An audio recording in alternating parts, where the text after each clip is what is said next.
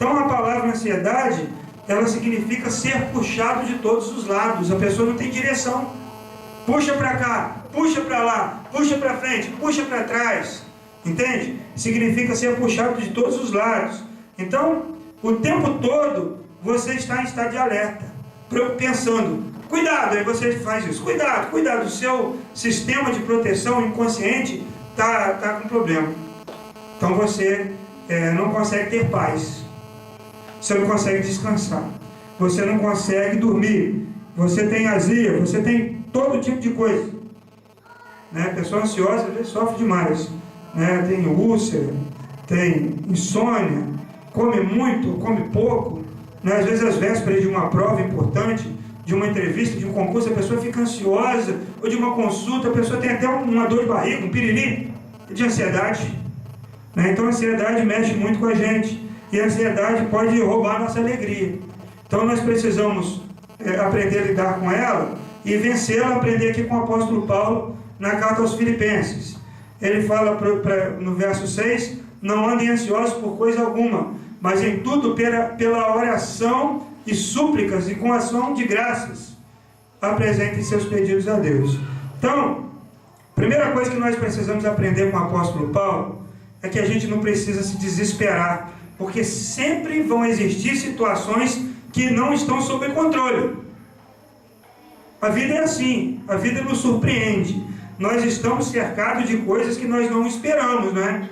Às vezes conversamos com uma pessoa, esses dias, ontem estava falando para a Vivian, um amigo compartilhou no Facebook um lamento que um pastor lá do Jacarezinho, lá no Rio, descendo do monte, foi confundido com um bandido e foi metralhado. Pastor Wagner, o nome dele.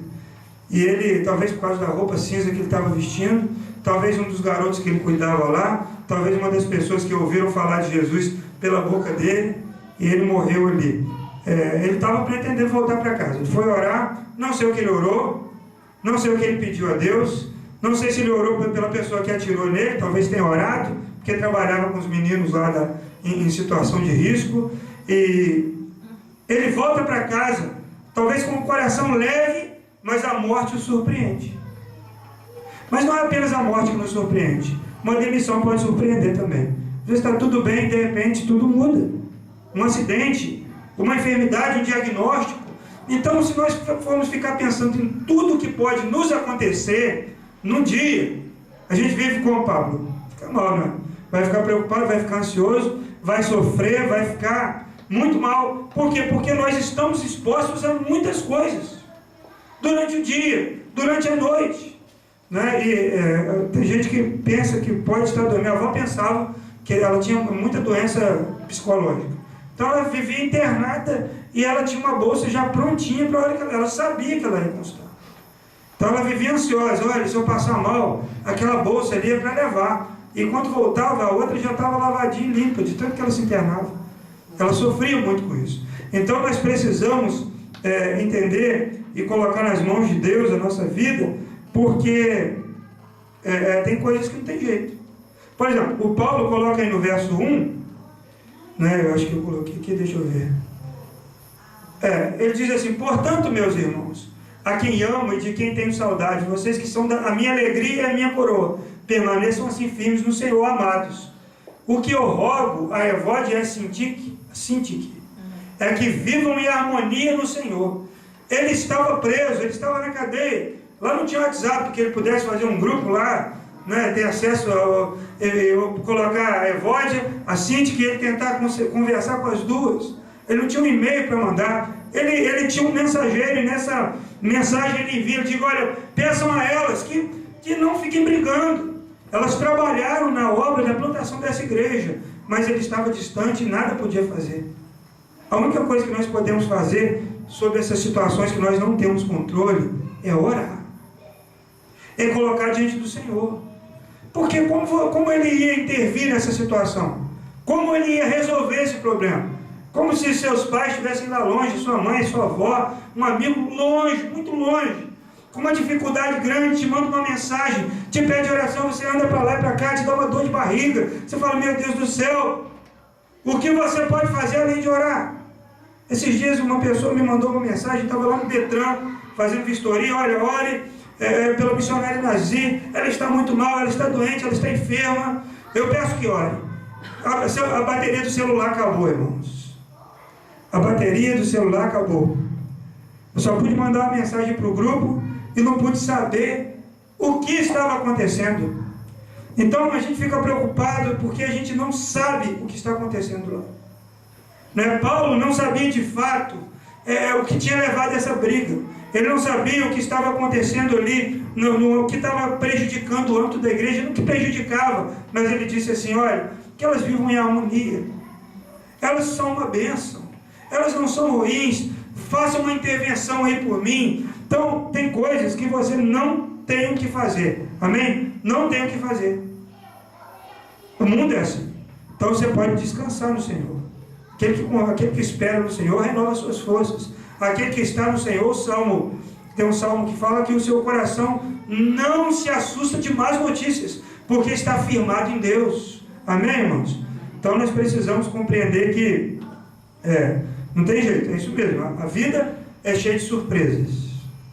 E se a gente for ficar pensando, vamos ficar trancados dentro de casa, né? Não vamos sair, vamos nos preparar sempre para o pior. Olha, alguma coisa pode acontecer, eu não posso sair de casa, não posso me mover. Irmãos, não andeis ansiosos de coisa alguma. Aí a segunda coisa para que a ansiedade não lhe roube a alegria é entregar ao Senhor em oração todos os seus cuidados. Amém, irmãos? Olha o que Paulo disse, esse texto é maravilhoso. Ele diz ali não andem ansiosos por coisa alguma, mas em tudo, pela oração, súplicas e com ação de graças, apresentem seus pedidos a Deus, e a paz de Deus, que excede todo entendimento, guardará o coração e a mente de vocês em Cristo Jesus. Que texto! E Paulo, ele não coloca só a oração. Então, não sei se dá para você ver direitinho, ele divide essa oração em três coisas. Primeiro, a oração é o que nos leva a pensar em tirar um tempo e estar na presença de Deus. Nos leva à adoração a Deus. Jesus disse assim, quando você for orar, entra no seu quarto em secreto, e o seu Pai que te vê em secreto te recompensará. Ele fala assim, você por oração, você entra lá, você adora a Deus, você busca a Deus, você dá um tempo a Ele, você dá exclusividade a Deus. Às vezes nós pegamos aquele versículo de Tessalonicenses, né, 5:18, que fala orar sem cessar, e a gente fala assim, não, eu oro, né? Eu oro na fila do banco, eu oro dirigindo o carro ali, no trânsito, eu oro antes do trabalho. Mas quando nós pensamos em oração, como Jesus nos ensinou, e como Paulo diz aqui, ele fala de tirar um tempo para a oração. Dedicar um tempo à oração. Quando você está ansioso, quando seu coração está aflito, quando as situações estão fora de controle, quando você teme o futuro, entre na oração. Entre na oração adorando a Deus pelo que Ele é. Você pode colocar uma música, você pode ficar em silêncio, você pode fazer deitado, você pode fazer de joelho. Entre na presença de Deus. Adore pelo que Ele é. Confie nele, e a adoração nos aproxima de Deus. Coisa boa, irmãos, quando entramos, colocamos ali um louvor, uma adoração a Deus, começamos a cantar juntos, junto o nosso coração vai se acalmando, vai se aquietando na presença de Deus. E aí uma segunda coisa que ele coloca na recomendação sobre oração, ele fala sobre a súplica. As pessoas falam assim, eu não preciso contar nada para Deus, porque Deus conhece as minhas dificuldades, Deus conhece as minhas necessidades, Deus sabe de tudo que eu faço. Mas Jesus, ele orou. E Hebreus 5:7 fala desse clamor dele. O autor dos Hebreus fala desse clamor de Jesus. Hebreus 5:7.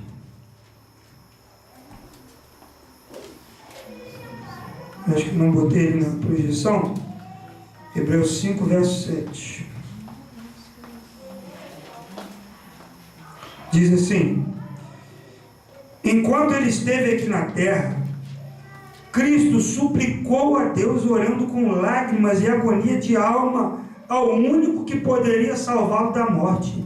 e Deus ouviu as orações dele por causa do seu intenso desejo de obedecer em todos os momentos. Não é? Jesus, ele foi para o Getsemane, é um dos seus momentos de oração que temos relatado na Bíblia, e ele orou até suar sangue. Ele orou e clamou, e ali os amigos dele estavam lá, Pedro, Tiago e João. Jesus chegava lá e... Pô, está dormindo? Vocês não conseguem vigiar nem um pouquinho?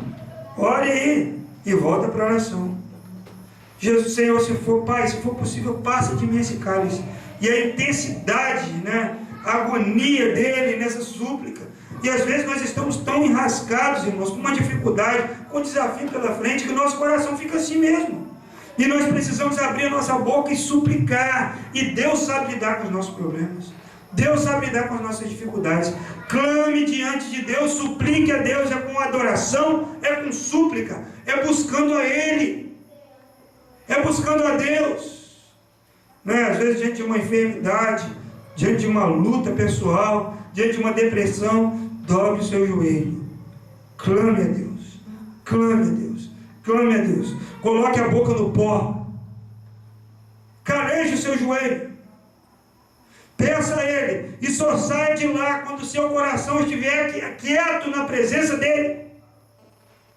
Só saia da presença de Deus, da sua oração, da sua súplica, quando o seu coração estiver quieto, calmo na presença de Deus. Muitas vezes, irmãos, uma luta, uma dificuldade, um problema pessoal só se dissolve, só se resolve, nem sempre resolve o problema, mas o nosso coração se resolve quando nós oramos. Eu li, estava estudando para preparar essa mensagem, e estava lendo, alguém disse que Paulo não era um termômetro, Paulo era um termostato.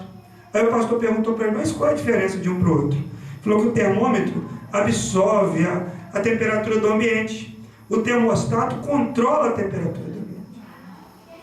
Não é? Que interessante, nós devemos ser assim. Muitas vezes vivemos a nossa vida assim, correndo, somos termômetros. Está tudo bem, sorrindo, cantando e adorando. Está tudo mal, estou lá triste, amuado, não quero a igreja, eu não quero bem-estar com os irmãos, eu não quero. Deus não existe. Porque nós somos movidos pelas circunstâncias. Agora, quando somos termostato, o nosso coração é que determina a nossa paz, a nossa alegria. O nosso coração na presença de Deus é que determina se eu vou dormir ou se eu vou ficar acordado, se eu vou brigar ou se eu não vou brigar. É meu relacionamento com Deus. Amém, irmãos? Amém. E a última coisa que Paulo fala é que nós devemos entrar com ação de graças. Agradeça já a Deus. Senhor, muito obrigado pelo que o Senhor tem feito. Obrigado, Jesus, pelas bênçãos recebidas. Obrigado pela minha cura, pela minha libertação. Obrigado, Senhor, pelo meu marido salvo, pela minha esposa na sua presença, pelos meus filhos crescendo na casa do Senhor. Obrigado, Deus, por esse livramento, por essa angústia que estava no meu coração e ela deixou. A gratidão é algo que Jesus exaltou quando os 10 leprosos foram lá e ele curou os 10. Um voltou e falou, obrigado, Senhor, aleluia, muito obrigado, eu te agradeço. Jesus falou, se não foram 10 os leprosos curados, quantos voltaram para agradecer? Um só voltou, e este ainda era samaritano. Então, nós precisamos aprender a agradecer a Deus. Isso aqui é um esboço de oração muito bom. Coloque a sua adoração, adore a Deus pelo que Ele é, louve a Ele. Coloque seus pedidos depois. E por último, agradeça a Deus. Você vai conseguir vencer a ansiedade. Não, ela vai vencer. E a paz de Deus é resultado da nossa salvação. Romanos 5, 1 e 2 diz, tendo sido, pois, justificados pela fé, temos paz com Deus. Nosso Senhor Jesus Cristo, por meio de quem obtivemos acesso pela fé a esta graça, na qual agora estamos firmes, e nos gloriamos na esperança da glória de Deus. Paz. Mas não é a paz que o mundo dá, Jesus disse isso. Não é a paz circunstancial. A paz do mundo é a ausência de conflitos. A paz de Jesus é tranquilidade, é alegria, é a paz mesmo estando vivendo em situações difíceis. E não tem como uma pessoa que não conhece Jesus experimentar essa paz. Porque essa paz é resultado não de uma mudança de ambiente, mas de uma mudança do coração, porque essa paz é para quem é justificado por Jesus. Amém, irmãos? Essa paz é resultado do trabalho que Ele fez na cruz por nós. Então, você pode ganhar o dinheiro, você pode ter seu emprego, você pode ter sua saúde plena, você pode ter seus filhos ali na sua casa, você pode ter tudo que todo mundo queria ter e não ter a paz. Conheci lá em Monte Alegre o irmão Inés, é vivo ainda, 7 filhos, trabalhavam lá, capinando arroz lá na vargem, dentro d'água, com água no joelho, sanguessuga agarrando, e uma pessoa que morava lá perto, passou assim do sítio, parou o carro e falou: Inés, eu daria tudo que eu tenho aqui, todo o dinheiro, para ter a paz que vocês têm. Um homem rico que tinha uma fazenda maravilhosa, mas quem estava em paz era o pobre que estava lá com seus filhos, com água no joelho, cantando, assoviando, lá no meio do brejo, louvando a Deus, porque a paz é fruto de um relacionamento com Deus. Então, a ansiedade, ela não pode nos vencer quando temos paz com Deus, irmãos. Muitas pessoas que não se reconciliaram com Deus fazem de tudo para ter paz, fazem de tudo.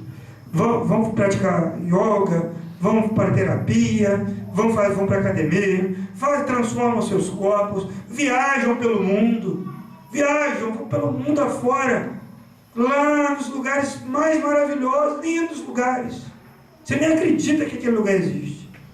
Ela volta e o mundo dela desaba novamente.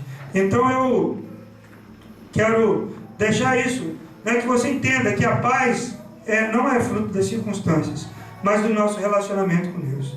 Terceira coisa para vencer, terceira dica do apóstolo Paulo para vencermos as circunstâncias, a ansiedade, ordene seus pensamentos, você é senhor deles. Olha o que ele falou lá no verso 8, né? Deixa eu ver, verso 8 e 9. Finalmente, irmãos, tudo que for verdadeiro, tudo que for nobre, tudo que for correto, tudo que for puro, tudo que for amável, tudo que for de boa fama, se houver algo de excelente ou digno de louvor, pensem nessas coisas, ponham em prática tudo que vocês aprenderam, receberam e ouviram e viram em mim, e a paz de Deus estará com vocês. Todo problema começa aqui. Eu li que de todo problema que uma pessoa vive, por mais sérios que sejam, só 8% são reais. 92% dos problemas estão aqui dentro.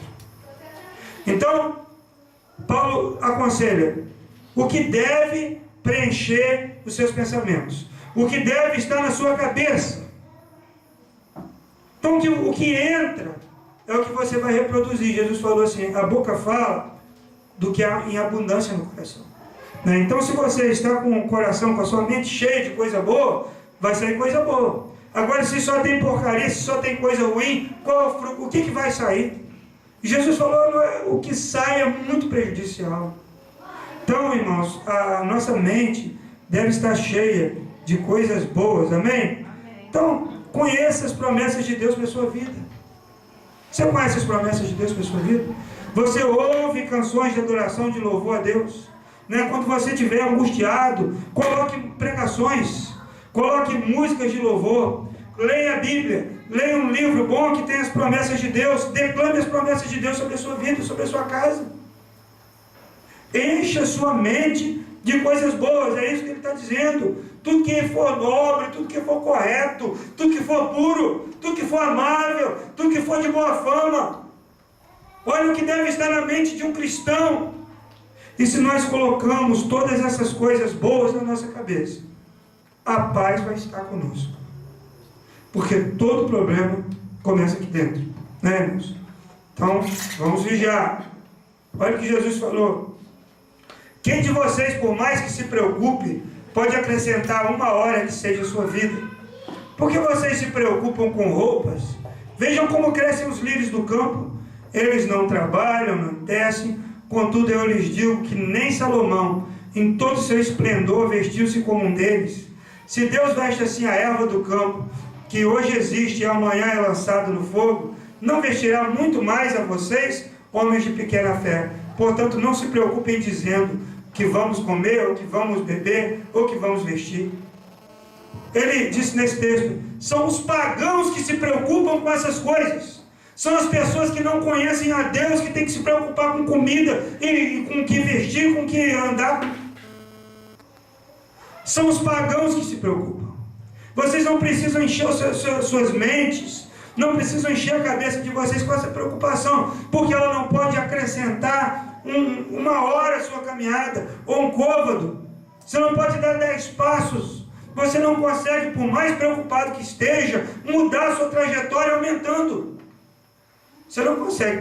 Você acorda muito preocupado e consegue aumentar 10 minutos no dia, de 24 horas, não consegue. Talvez você consiga diminuir, né? Porque você fica tão cansado, tão estressado, sente mal, e Jesus falou, não se preocupem com essas coisas. E na sequência do texto ele diz que você deve buscar, em primeiro lugar, o reino de Deus e a sua justiça, e todas essas coisas vos serão acrescentadas. É isso que ele falou, todas essas coisas. O quê? Comida, roupa, né? Às vezes ficamos preocupados, né? Se nós transformarmos numa folha tudo o que queremos, em vez de colocar o que desejamos e colocar o que precisamos, nós vamos ver que nada nos falta. Nada.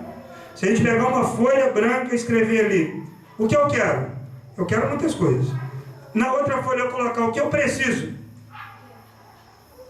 vai faltar pouco ou nada. O apóstolo Paulo falou na carta a Timóteo, se eu tiver o que comer e o que vestir, mas hoje em dia quem vive com o que comer e o que vestir? Né? Então, isso gera ansiedade. Se a gente conseguir reduzir, se a gente conseguir se contentar, e ele diz mais para frente, eu aprendi a estar contente, né? Contentamento, conteúdo, eu aprendi a viver com o que eu tenho, né? Nós precisamos, né? E aqui Jesus convidou os discípulos a olharem, a mudarem o foco. Pare de olhar para a sua necessidade. Aí ele fala, olha para os lírios, olha para essas plantas. Lírio lá não era esse lírio que a gente tem hoje em dia. Era qualquer planta, qualquer flor mais alta na relva, era um lírio. E ele falou, olha essa planta, hoje ela está aqui, amanhã ela não está. Mas Deus cuida de cada um deles. Eles não precisam comprar. Olha os pardais, olha para cima, pardal, tá vendo? Nas cidades grandes, os pardais moram em casa de pobre. Não, o pardal só mora em casa de rico. Não é? Lá na minha cidade, tem muito pardal. Virou uma praga lá o pardal, né? Eles trouxeram esse bicho de fora. E eles moram exatamente nos lugares que tem as casas mais bonitas, onde tem os telhados coloniais. Como os pardais gostam? Eles compraram aquela casa, eles escolheram aquele endereço, eles mandaram construir? Não. Mas Deus cuida de cada um deles. As plantas, né? Eu fui no shopping essa semana e tinha umas orquídeas, eu fotografei. Eu sei que é feito em laboratório, tudo aquela cor bonita, mas como é perfeita, como é linda. É daqui uma semana, ou 2 no máximo, ela não vai estar mais ali. Aquela riqueza de detalhes, aquilo que você olha e você não acredita, ela não está mais ali. Você não conseguiria comprar uma roupa tão bonita quanto uma orquídea bonita. Você não consegue. Você pode ir nas melhores lojas, você não vai conseguir. Deus que fez. Deus que desenhou e detalhou. Amanhã ela não vai estar lá mais. Ele fala, quanto mais vocês, Ele cuida. Se Ele cuida dessas coisas que são insignificantes para muitas pessoas, quanto mais vocês, homens de pequena fé, né? Então vamos acreditar nisso, né? Os nossos pensamentos têm que ser levados cativos à obediência de Cristo. Olha o que o apóstolo Paulo falou. Destruímos argumentos e toda pretensão que se levanta contra o conhecimento de Deus e levamos cativo todo pensamento para torná-lo obediente a Cristo. Às vezes você está querendo orar, o seu pensamento está, né? Às vezes está aqui no momento de louvor, aí está cantando aqui uma música tão bonita, né? Essa última que cantou perto, que você está lá, amanhã lá no trabalho, meu Deus do céu, aquela empresa, Senhor, será que vai sobrar alguma coisa para eu jantar quando chegar em casa? Ah, sim, amanhã não tem comida pronta. E aquela reunião que eu tenho, tá? Junto aos teus pés, o pensamento está, indo embora, está fugindo. Você precisa fazer pensamento, venha, seja cativo à obediência de Cristo. Eu quero adorar a Deus, eu quero estar na presença de Deus. Esse tempo é dele. Amém, glória a Deus. Traz de volta, puxa pelo pé, senão você fica só de corpo presente, né? Tem missa de corpo presente, culto fúnebre de corpo presente, o corpo está lá, faz o culto, né? A missa de corpo presente lá com o defunto, mas também tem culto também de vivo com o corpo presente. O corpo está aqui, mas a cabeça está nas dificuldades, nos problemas, nas lutas. A pessoa não consegue se concentrar na adoração a Deus, não consegue entrar na presença de Deus, porque o corpo está junto aqui, mas a cabeça, né, está muito longe. Então ordene seus pensamentos, né? Há uma bênção nisso, né? Olha Isaías 26:3, né? Tu conservarás em paz aquele cuja mente está firme em ti, porque ele confia em ti. Quando falamos de culto racional, em Romanos capítulo 12, não é aquele culto frio, não é que muitas pessoas pensam, o culto que para um culto fúnebre, às vezes falta só ali um corpo, né, morto ali. O culto racional é você dominar o seu entendimento e colocar ele à disposição para adorar a Deus. Você quer, você se inclina, você o domina.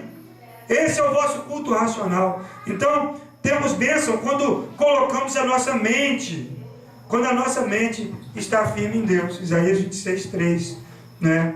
E o quarto e último conselho é o seguinte: para vencer a ansiedade, ela não te rouba a alegria. Aprenda a adaptar-se. A vida sempre muda, né, irmãos? Nós temos visto muita gente, olha o que Paulo disse: alegro-me grandemente no Senhor, porque finalmente vocês renovaram seu interesse por mim. De fato, vocês já se interessavam, mas não tinham oportunidade para demonstrá-lo. Não estou dizendo isso porque esteja necessitado, pois aprendi a adaptar-me em toda e qualquer circunstância. Sei o que é passar necessidade, sei o que é ter fartura. Aprendi o segredo de viver contente em toda e qualquer situação, seja bem alimentado, seja com fome, tendo muito ou passando necessidade. Tudo posso naquele que me fortalece.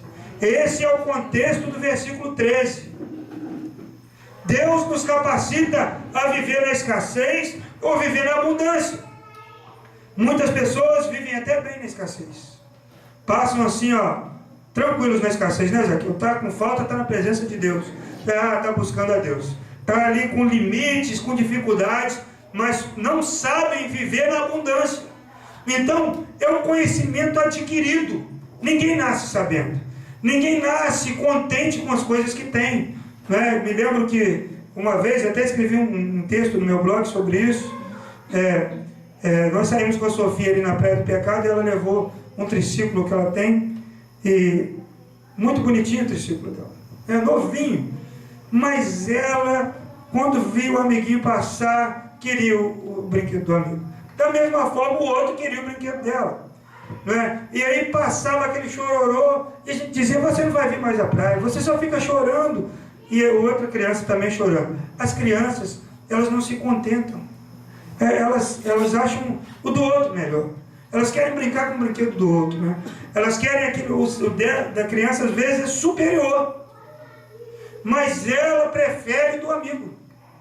Então, Paulo nos ensina aqui nesse texto que nós devemos desenvolver, aprender. Ele disse: eu aprendi a estar contente em toda e qualquer situação. Então, tem gente que precisa aprender a viver na escassez. Hoje em dia, não só em Macaé, mas no Brasil, com essa crise, muitas pessoas estão ganhando salários muito menores, quando tem salário. E aí tinha um estilo de vida, tinha um estilo de carro, tinha um tipo de casa, e aí o salário reduz drasticamente, e ela tem que se adaptar. Ela talvez tenha que mudar de casa, talvez precise negociar. Quantos carros bonitos a gente veio para vender, né? Carrões, né? 2014, 2013, porque as pessoas estão se adaptando ao seu novo estilo de vida. Elas estão mudando o seu estilo de vida. Quantas casas são vendidas, alugadas, porque a pessoa vai ver uma casa menor, mas